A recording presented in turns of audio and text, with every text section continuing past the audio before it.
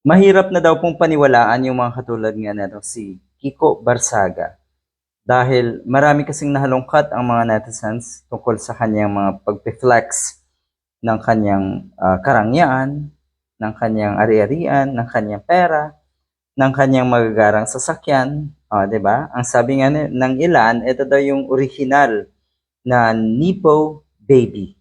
Etong si Kiko Barsaga. Marami rin pong nakakapansin. May mga psychiatrist na rin na nagsasalita na hindi na normal ang kinikilos netong isang ito. Hindi na daw ito pwedeng sabihin na kilos ng isang mataas or may mataas na pwesto sa gobyerno, isang kongresista. O eto naman ngayon ang kanyang banat.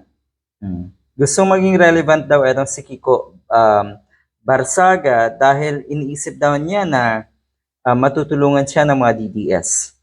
Sa pinakahuling balita, etong isang ito pala ay gustong maging Speaker of the House. At yun, nangampanya sa loob ng Kamara. Etong batang kongresista na ito na taga Dasmariñas, Cavite. Ngayon naman, ang kanyang banat, yun daw ng mga sangkot sa flood control scam or may kaugnayan, konektado dito sa kontrobersya na ito ng mga kongresista. Ang sinasabi niya ay nagmamadali na daw umanong umalis ng bansa na natatakot na daw dahil sa papalapit na malawakang kilos protesta.